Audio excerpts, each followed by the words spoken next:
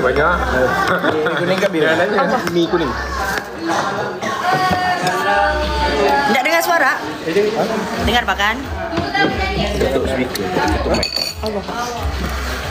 Orang cakap Pak Su boleh review menu. Kayak kasih tahu apa masakan.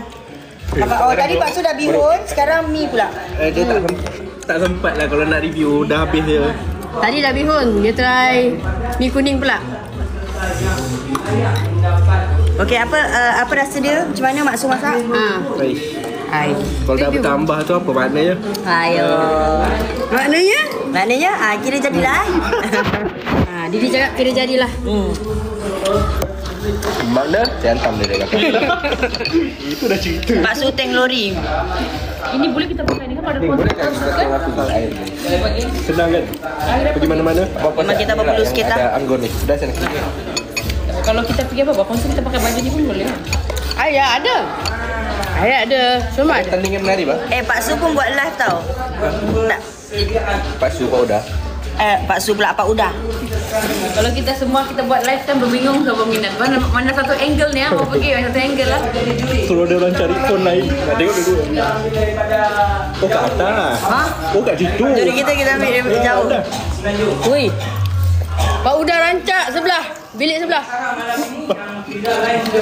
Memang style Sabah kan sebab ada timun. Ada timun. Dia host backstage. Oh, okey. Dah masuk. Dah masuk ada.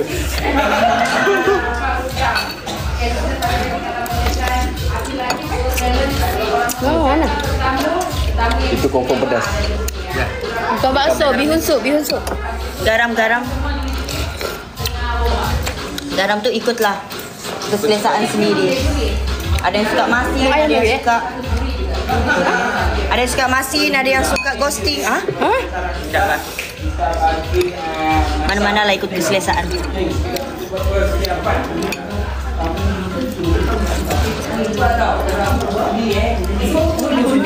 Undi kalau beli luar boleh beli apa?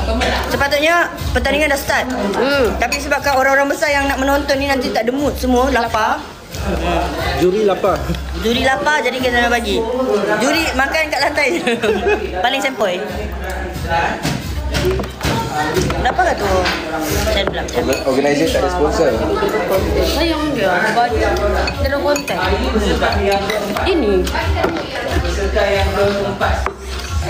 Nah, ini kita punya MC hari ni. Oh, MC pun makan dulu ah.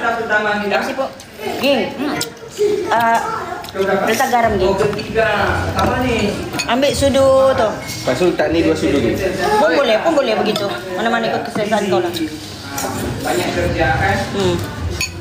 Apa lagi? Ni kalau cumi tak ni 2 sudu. Cumi tak boleh makan pedas guys. Jadi cumi punya kuah tu memang. Tak boleh kan macam ni? Oh, Eden.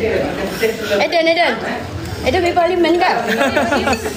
Itu dah kira baju cantik lah tu. Cina ni. Tak, dia ada name tag.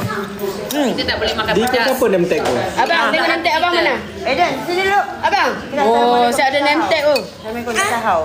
Assalamualaikum tak tahu. Cakap dia banakem. Eden, kejap lagi ya. Cumi kita buat satu Nah, kejap lagi. 大家好，我是在这边我的，今天我要唱歌，在我的家。我要粿条，是 dim sum。Kuih tiaw. Boleh. Bagi dia.